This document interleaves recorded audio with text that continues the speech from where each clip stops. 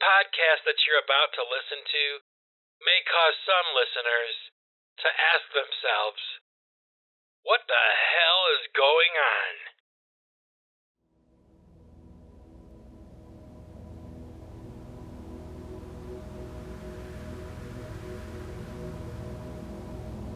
Hey there, happy innovators. How are you all doing today? I hope that you're doing well. I'm doing pretty good. Got a cup of coffee here. Take a sip of it. I suggest if you have a cup, you take a sip yourself. Cheers. Anyway, I'm not sure how many of you that are listening know or do not know that I have recently released a new album for pipe choir called The Bright Side of the Moon. I hope that for those of you who have heard it, I hope that you're enjoying it. And for those of you who haven't heard it, do me a solid and check it out. Maybe tell me what you think of it. Anyway. Okay. There is a lot of crazy stuff going on right now in America. And I know that everybody who's listening to this right now knows exactly what I'm talking about, because there really is no way to avoid hearing about it or seeing it or whatever. You know, we have to try to remain objective. So I'm not going to bother going into too much detail about that. But what I will say right here, right now, to all my happy innovators that are listening to this podcast right now, thank you for that. And remember that we all, you, me, I, us, we have to try the best we can to remain objective in our opinions and with what we're seeing and what we're hearing. And we have to try to remain optimistic. Okay, so the other day, I was watching videos on YouTube and I saw that there was a press conference with Karine Jean-Pierre, the White House press secretary or the White House spokesperson. And oh my gosh, that woman, Karine Jean-Pierre, is so pretty. You know, she is so beautiful. Her face, her eyes, everything, you know, she just is. But honestly, I don't really like her very much. Okay? And partially because I associate her with a lot of the shenanigans that I think have been going on over the past 4 years. And so a lot of the time I won't even really listen to too much of what she has to say, okay? But the other day I was watching this press conference with her talking, and it was really interesting because, you know, it was in lieu of all the stuff that's going on with Trump and Biden and all the things that we're going to get into later on in this podcast. But the point I'm trying to make here is that just sitting there and listening to her talk for a little while, you know, I'm listening. And then all of a sudden, out of the blue, one of the reporters that was in the press conference with her asked her, just out of the blue, how she was doing, you know, a personal question, like, how are you doing, Corinne? And she was kind of like knocked back on her heels a little bit. And she said something to the effect of like, you actually care about how I feel? You know? I thought about that, okay? This scene playing out in front of me on the screen was kind of like a revelation. As small as it was and as insignificant as it seemed to me, it was much more, because I had to think about it for a minute, you know? Like, she was actually stunned or surprised or shocked that one of the reporters that is there asking her questions would ask her a personal question about her and how she is doing, something very basic, very basic manners, basic cordiality, and she was shocked by that. Okay. And that bothered me because I had already made my judgments about this woman, after years of seeing her on television, and as open-minded as I try to be, and as cool with people as I try to be, or I attempt to be, I had made judgments about her. And it occurred to me in that moment when that reporter asked her that question that she's a human being, yeah, politically we may not agree and all that. We have nothing in common, our ideologies are completely the opposite, most likely, okay? And of course, there's no way for me to know because I'll never meet her personally or anything like that. But it just got me to thinking about that whole idea of just being cordial with people, not letting politics and all that kind of stuff, these externals, get in the way of actually treating people with dignity and respect. I'm guilty of it too. I guess that's what my point is here. Just using this circumstance as an example, I have to call myself into question. Why do I have such strong feelings of dislike for Corinne Jean-Pierre? She has a different opinion than I do. She has a different point of view, but it doesn't change the fact that we're both people and that we have feelings and that we have good days and bad days and all that kind of stuff. And that may seem like not a very big deal to a lot of the people that are listening to this podcast right now. But if that's how you feel, that's too bad, because you're wrong, okay? This is important. These types of things, the sentiment we have between ourselves and the people that are outside of us. And, I am not perfect, that is for sure, but I try to be as good as I can, probably like most of the people that are listening to this podcast right now. And we don't wake up in the morning and think about how awful of a person we could be today. We all wake up and we want to be decent people. We want to do the right thing for the most part, right?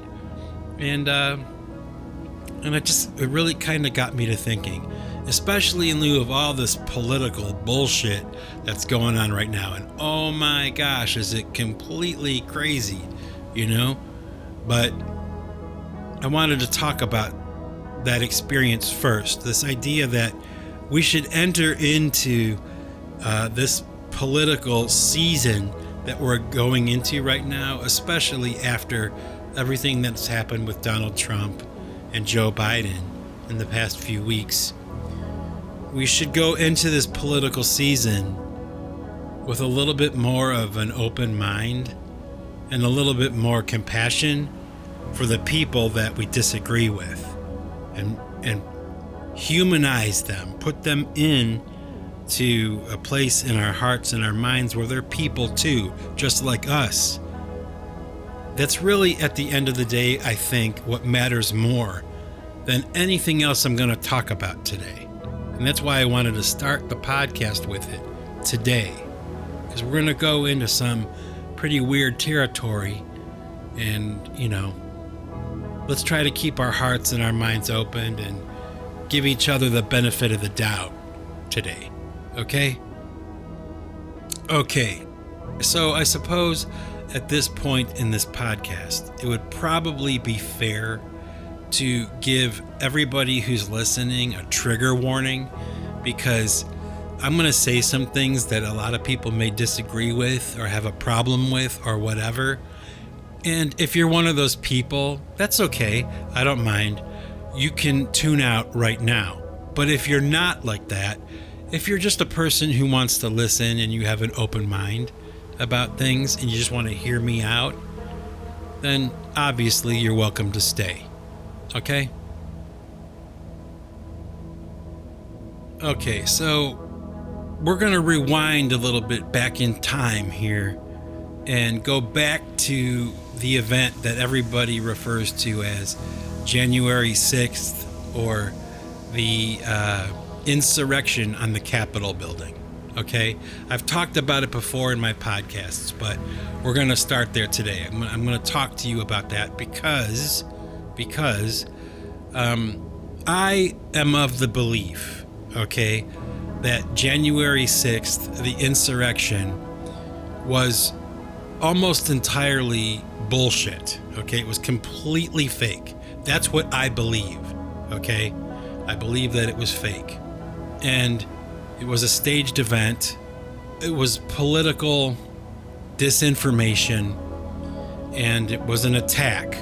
Okay, a political attack on Trump and the MAGA movement. That's my belief. Okay, and you can disagree with me if you want. That's okay. I don't mind. And I will say also too that while I believe that may be the case, that it was a fake event, I also can concede at the same time that I might be wrong. Okay, I'm not saying I'm 100% right or that I know for sure that it was fake, but what I can tell you is this.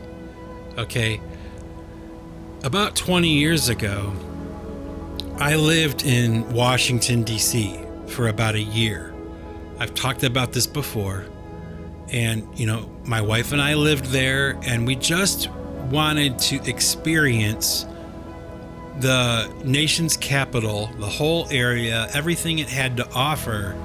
Like, we wanted to soak all that up for like a year and go to every building, you know, every monument that's there, and just see everything there was to be seen in Washington, D.C. And that may sound like a strange thing to a lot of people. It sounds kind of strange to me too a little bit sometimes. Like, I almost can't believe that we did that. But at the time, it was really exciting and really fun. But now, all these years later, it's like it blows my mind, because there are so many things that I experienced while I was there that at the time seemed very interesting and unusual or whatever. But now, when I think about all the stuff that's going on right now and how I can relate to what's happening right now in our country, it makes complete sense to me.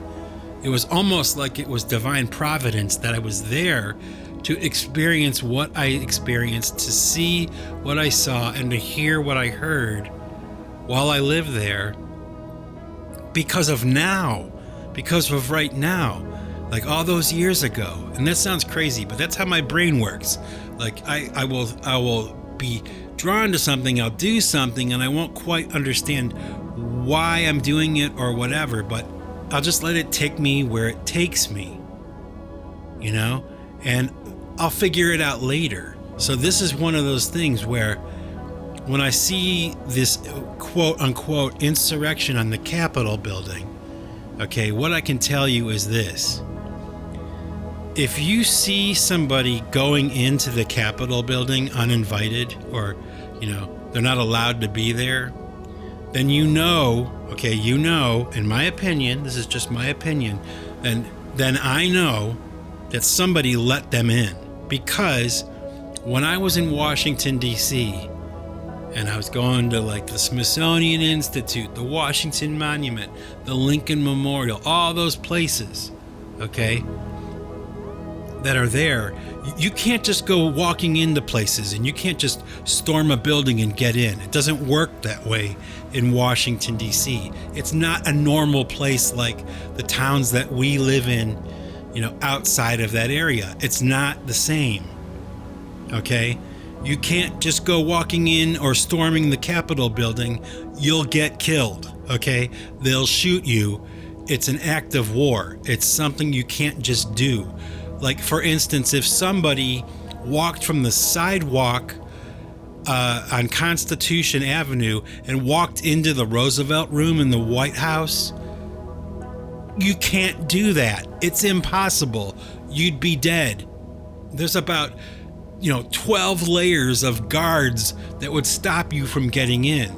You can't do it. If somebody gets into the Roosevelt Room from the sidewalk, somebody let them in. Okay? That's the only way you're going to get there. That's my opinion. Okay? But I'm basing it on my experience, like when I lived there. Okay? You're not getting there. Okay? So when they go, oh, a bunch of people stormed the Capitol building and they got in, I call bullshit. Okay? You can't get there, bro. You can't. Okay? They'll leave you where they find you. They'll shoot you. They'll handcuff you or whatever they're gonna do. They'll shoot you. They'll arrest you or whatever. You're not getting there. Okay? It's not possible.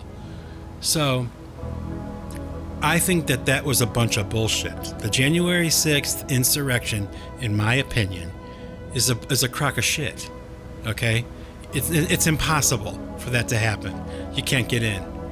And I don't care how big the crowd of people is. I don't care what kind of weapons they have or whatever they're going to do or whatever. It's an act of war. They have armed like Marines there. And they're not just like dress Marines like there for show.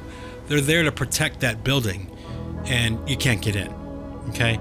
So, having said that, okay, that January 6th, in my opinion, is fake. It was a staged event. If I want to remain objective, like I stated at the beginning of this podcast, when it comes to the assassination attempt of Donald Trump, if I want to remain objective, I have to concede to the idea that may have been faked as well. Okay? Now, I don't think that it was faked, but I don't know for sure. And I'm not convinced 100% that it wasn't. So I can't say with any authority or anything that event was fake or real. I do believe it was real.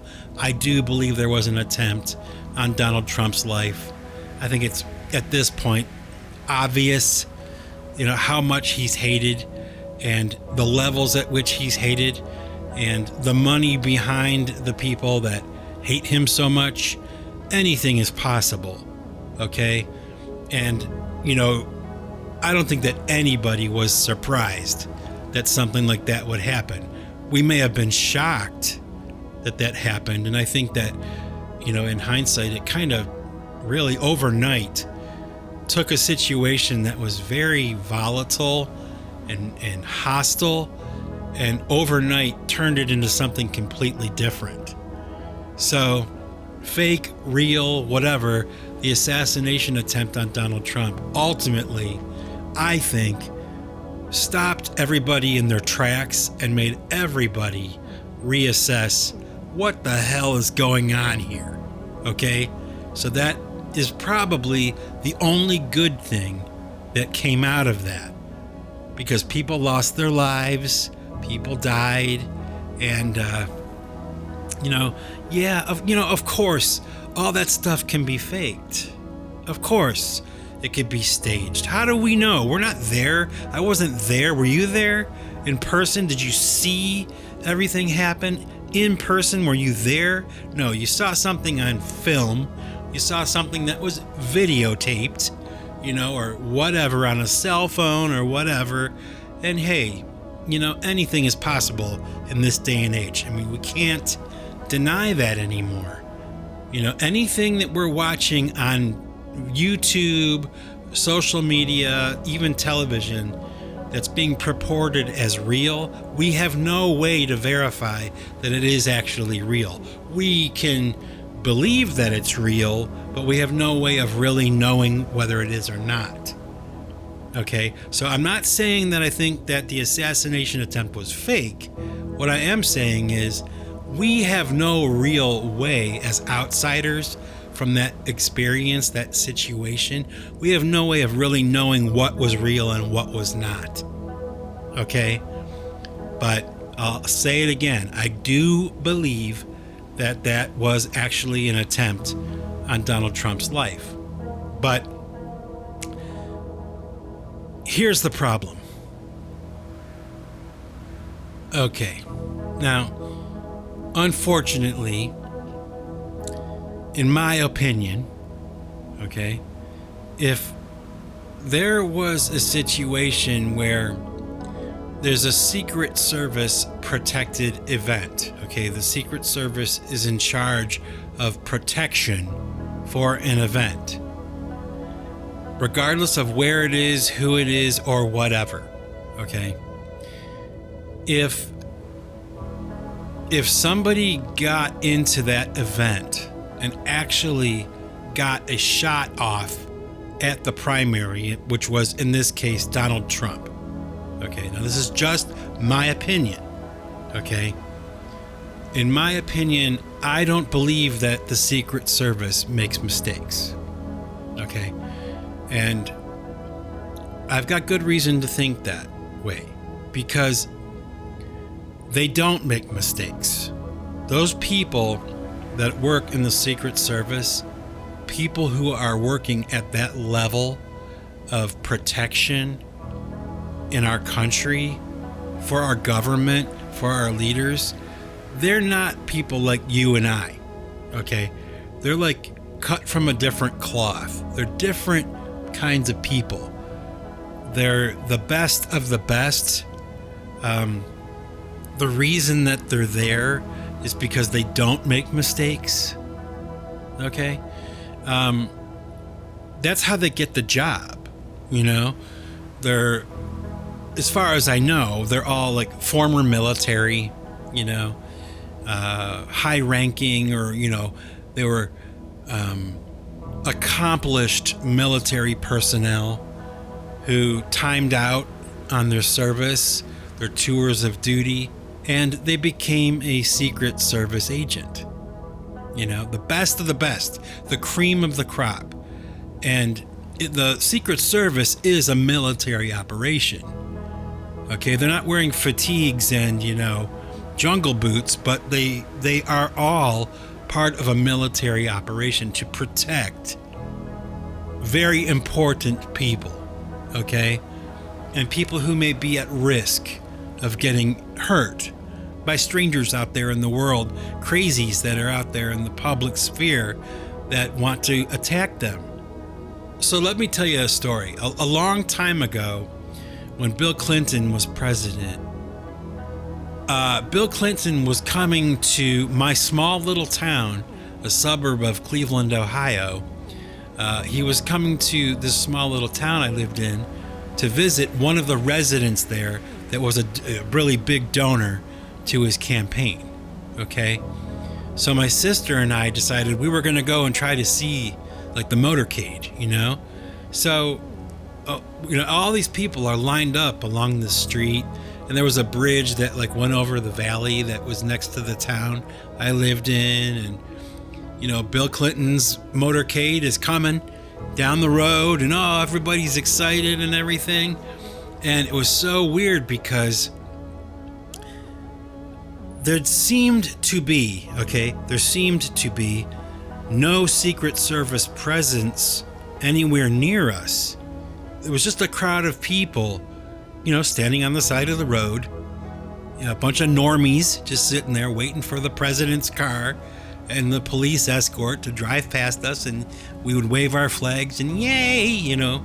It was actually pretty damn cool, to be honest with you. But what was weird was that there was this dude that was, you know, maybe like 30 feet away from me. He like walked up to the curb, and I'm not quite sure, but I think that he was like a person who was put there as a test to the Secret Service personnel that were around us that we were unaware of, like to see if they would spot him and deal with him, because I don't think he was really a threat. He looked so obvious that it was like, you know, this guy's trying to get busted, you know, and he did.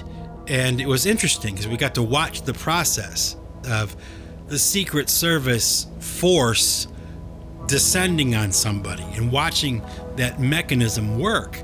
And it was unbelievable, okay?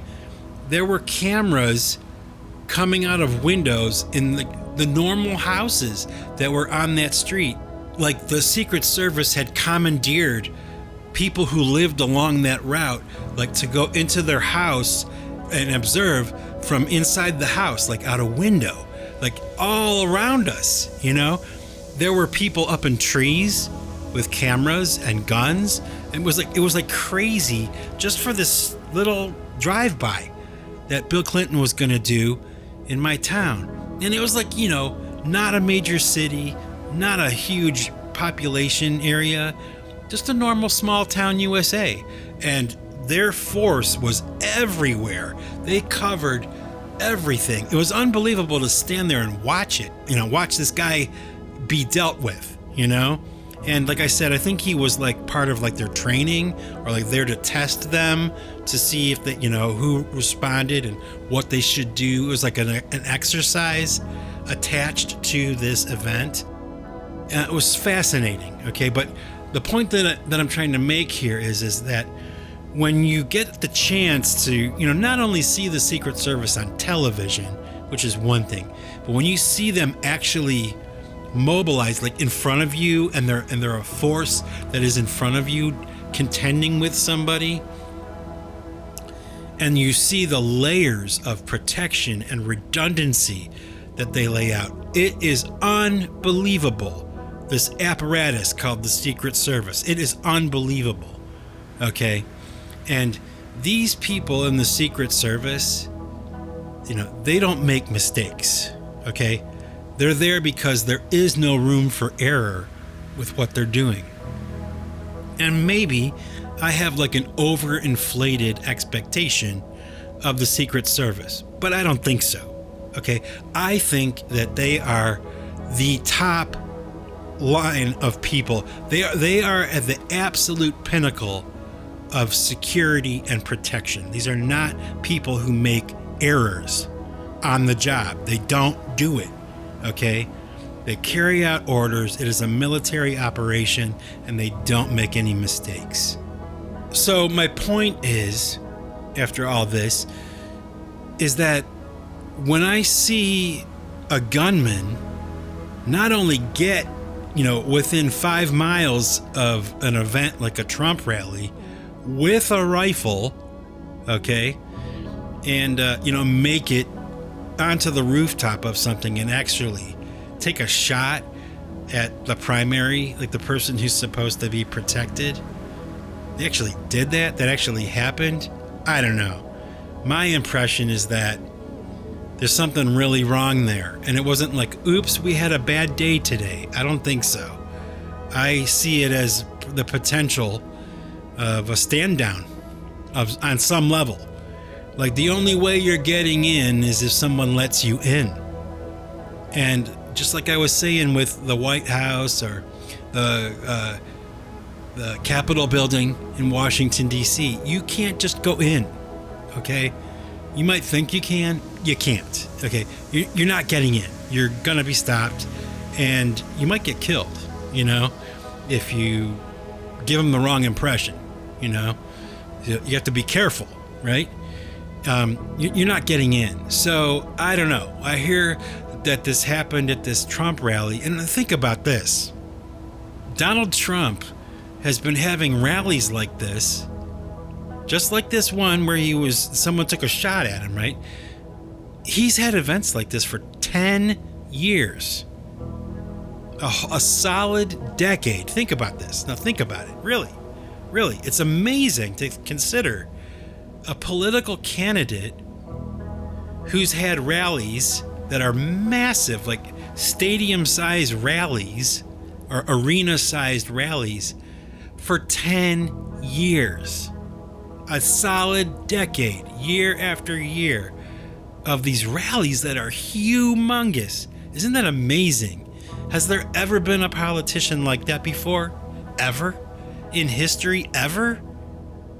I don't think so. I didn't even realize it had been that long until somebody else had mentioned it somewhere in the midst of all this stuff on YouTube and all the conspiracy theories or whatever. It's like 10 solid years of stadium-sized rallies. People loved this guy. They come to these rallies for 10 years. Think about that. And you're trying to tell me that some knucklehead 20-year-old kid just kind of strolled in there with a gun? Like, get the fuck out of here. You know what I mean? Like, there is no way that kid would get anywhere near that event. No way. No way. Not with the Secret Service that I remember seeing with my own eyes. I mean, it was like, come on. You've got to be kidding me. You know? You guys are all familiar with Air Force One, the president's plane. You know? You want to know why you never hear about Air Force One crashing? Because it can't crash, okay? It's not like an airplane like the ones we fly on. You know, they have so much redundancy and protection and all kinds of stuff around this airplane. It can't crash. You get it? Like, they can refuel in midair. They have, 4 different engines for that plane in a hangar somewhere, being protected by military personnel. It is a matter of redundancy and preparation that we as normies cannot think about or even relate to. Okay? And it's like, you're not going to hear about Air Force One crashing. You're not going to have anybody entering the Capitol building. And you're certainly not going to be able to go to a Secret Service protected event with a firearm and get a shot off at anybody that's there. Okay? It's not going to happen. So, in my opinion, it's not a matter of like, how many shooters were there? Was he the lone gunman? How many shots were fired? I don't care about the minutia and all the bullshit and the conspiracy theories and the this, that, and the other. Yeah, it's interesting, it's entertaining, but the way I see it is like this. The bottom line, did somebody get into the event and take a shot at the primary?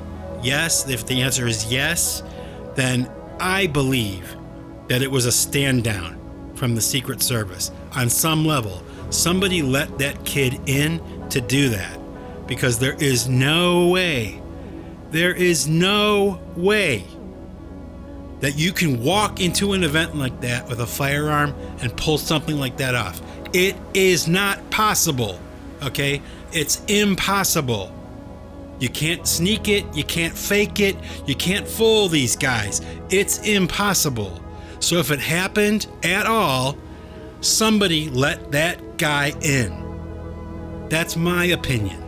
And if that is the case, if there was some kind of conspiracy against Donald Trump to take him out so he cannot be the president of the United States, what are we talking about here? Are we talking about treason? Are we talking about high treason? Is that even possible? I can't even believe that it's in the conversation, but we have to ask the question. And it's not like a Democrat-Republican thing. It's like, this is our country, not mine. It's not yours, it's ours. Joe Biden is our president. Donald Trump will probably be our president again. It's not about who wins and loses. This is really, really a major thing. And they had that Kim Cheadle, the head of the Secret Service, being questioned and getting grilled. She eventually had to step down, resign her position. And people are like cheering that she went down in flames, and it's like, that's not something to cheer about, you idiots. That's like a complete tragedy for our country, that somebody who had a position that was that important, okay, had worked all her life to get there, had to leave in disgrace. That's not something to cheer about. Oh my gosh, have some empathy for her at least. I mean, at this point, we don't know what she's guilty of or not guilty of. We don't know if she was complicit or not or whatever. We don't know. All we do know is that, Donald Trump almost died, and her life, her career is in the toilet. It is over for her. I can't even imagine what it's like for her on the street when she's walking around. The kinds of things that people say and do to her. I can't. It's unbelievable. It's nothing to celebrate. It's an American tragedy. That woman is a cautionary tale now. How awful. How awful. You know, there's a saying that the fall of the best is the worst. Okay? The fall of the best is the worst. And if you ask me, that Kim Cheadle, the former director of the Secret Service, whatever her title was,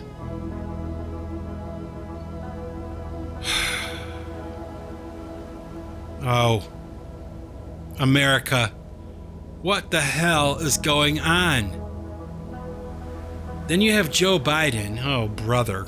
You know, that whole fiasco. I can't believe how absolutely off the chain this season of politics is in America right now. I just can't. You have Joe Biden stepping out of the presidential race for the 2024 election, and people are like, you know, where's Joe Biden? He disappeared. Is he still alive? Where is he? You know, it's like nobody knows. All of a sudden there's like a tweet or something that pops up, and it's like from Joe Biden saying, I'm now going to step out of the presidential race and hand the reins over to Kamala Harris, you know, like a tweet or like an email or something stupid like that. Get the fuck out of here, you know?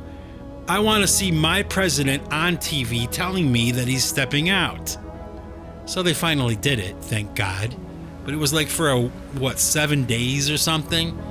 It was like, where is Joe Biden? Nobody knows.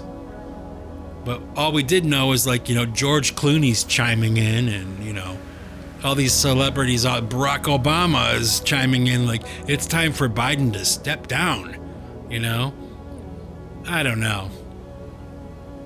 Absolutely off the chain. I can't believe it, really, because, you know, I think I used to be a Democrat, you know? Like, I was a kid with a ponytail and a dream, you know? My Birkenstock sandals and, you know, going to Earth Day, you know, every year. The Earth Day parade, you know? And somehow, over the course of the past 20, 30 years, it's just the whole thing flipped. And the party of the working man was no longer Democrat. It was Republican. I don't know how that happened, but it did. And it's sad because I think that bullet that was meant to take out Donald Trump actually killed the Democratic Party.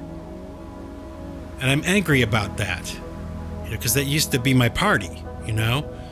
And I knew it was all downhill as soon as they kind of like ran RFK, you know, Robert Kennedy Jr., out of the Democratic Party. I mean, can you imagine, you know, American royalty, the Kennedys, Democrats, forever, probably the most famous Democrats that ever lived, you know, and were assassinated. You know, they died for their country, and they deny RFK a part in their party, the Democratic Party. They kind of ran him out on a rail, and they denied him Secret Service protection on top of it. Like, what the hell is going on? You know? Well, he's got Secret Service protection now, thank God. You know, but how dare they treat a Kennedy like that? I mean, that's how I feel. You know? Oh my gosh, it makes me like, I don't know. This party that was once for the working man, this party that I used to love, they just played this whole thing wrong. You know, they just did. I can't believe I'm even saying that. But it's true. It's a disaster now. It's a catastrophe. And yeah, they can try to prop up Kamala Harris like she's really great or something, but come on. You're kidding yourself. Everybody knows. Come on. It sucks. They totally played it wrong. I don't know. I don't know. Joe Biden stepping down like he has and, being in cognitive decline for like the past 4 years, man. It's not like a recent thing that we just discovered. Like, everybody knew. It was blatantly obvious. He could barely walk up steps without falling down. And he had that one famous quote where he's like, America can be described with one word. Like, what? Did you guys ever see that? I laugh so hard when I see it. It's perfect. It's so funny. You couldn't make it up. Oh my gosh. Like it's a shock, like after the debate, everybody's like, oh my gosh, Joe Biden is in cognitive decline. I can't believe it. Like, yeah, okay. Yeah. It's like what people have been saying for 4 years, Come on. It's sad though. It's not funny, it's sad. Because, believe it or not, Joe Biden is my president. I did not vote for him. I didn't like a single thing he did, but I respect the office and he is still the president. And to see it go down like it did, we should be sad. We shouldn't be celebrating that. It's a tragedy, okay? After 50 years of service to his country, one way or the other, whether you like him or not, for it to all end like this, some stupid kind of, it's a mess. It's a mess, They killed the Democratic Party. At least that's what it seems like to me. And I'm not a Republican, okay? So, I'm an independent. I truly have no party anymore. And that makes me sad. It makes me kind of wonder sometimes the level of weirdness, that maybe, like I was mentioning in that podcast I did, the last one I did, that maybe America has already been captured. Like things are so strange, so weird, so over the top, so unexplainable that if you put it in the context of like maybe America has already been captured by another country, we just don't know it yet. I don't know. It sounds a little conspiratorial or paranoid or whatever, and I get that. It sounds weird coming out of my mouth, but I have to wonder sometimes because things are just so damn weird. You have an event where there's an assassination attempt on a presidential candidate, and all those cameras are there. Like when you go to like an event, like a concert, any kind of thing where there's a lot of people gathered around, everybody has a cell phone, a smartphone, and they're holding it up and filming it. It doesn't matter what it is. It could be a hot dog eating contest or, a Rolling Stones concert or a Trump rally. Everybody's got their camera up and they're filming it, right? Well, there's an assassination attempt, and where's all that camera footage from the thousands of people that are there? Like, why don't we have access to that camera footage? Why? Why can't we see from every angle possible what was happening that day? Because there's a camera everywhere. Think about that. Why do we see no footage of anything? We see the same footage over and over again from the same camera angle. But everybody there has a camera. So where is all that footage? Where are all those videos that people were filming? Where is it? Why don't we get to see it? I don't know. Where are all the cameras? Joe Biden is stepping down. He's stepping out of the race. It's sad. It's not good. It's sad that had to happen. Is America already captured, or have we already been conquered by another nation? What are we talking about here? What's going on?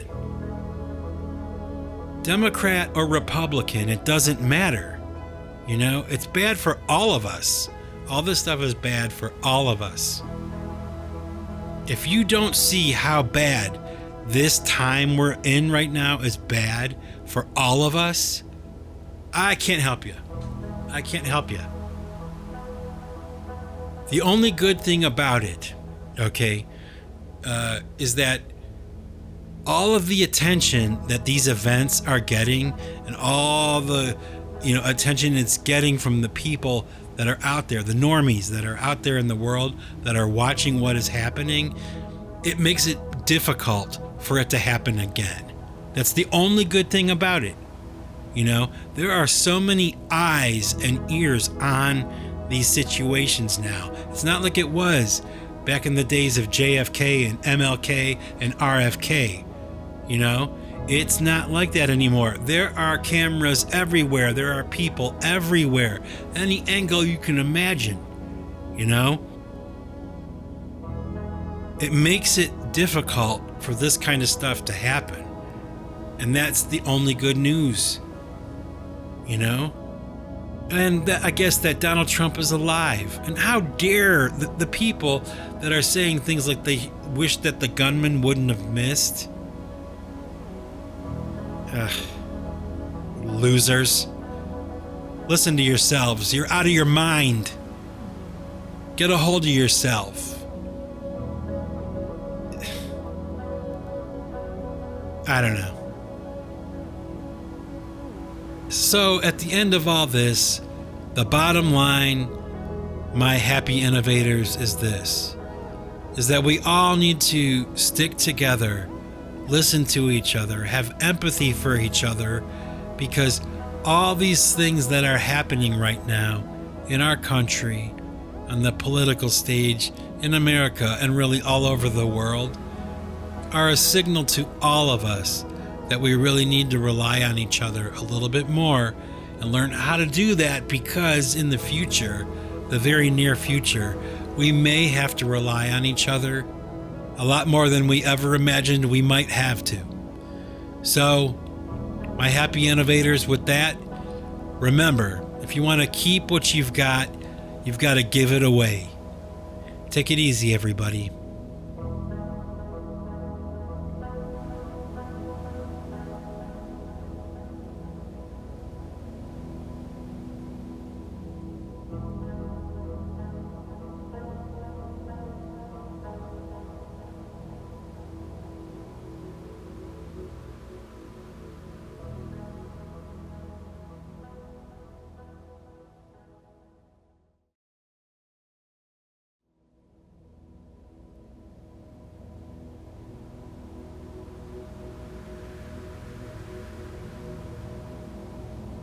Okay, happy innovators, for those of you who are kind enough and generous enough with your time to stick around to the end of the podcast to hear some music, today what I'm going to do is I'm going to share with you a song from the aforementioned album, The Bright Side of the Moon, an album that I released probably about a week ago, and I'm going to play for you a song that just so happens to be my wife's favorite song on the album, a song called Trem Tram.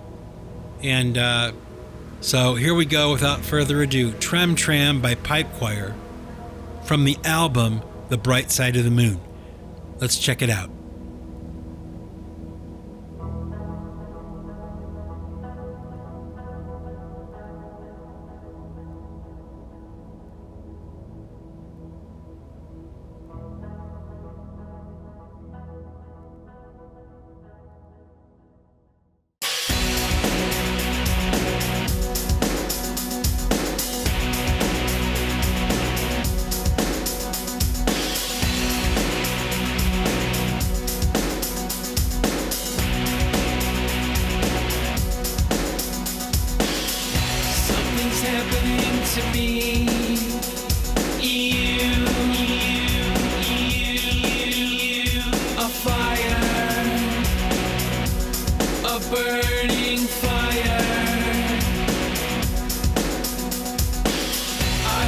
Say it, but I don't know how.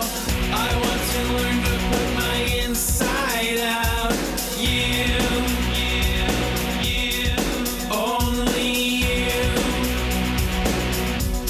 Do it now.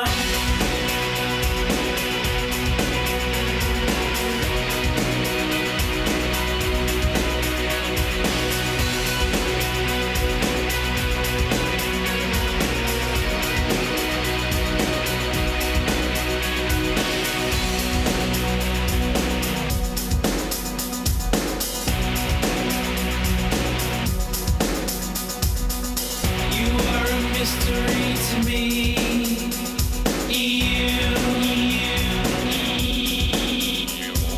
power, I feel your power, I want your word to be a mountain flame, I want the world to celebrate your name, truth, you, inside me. Let it be.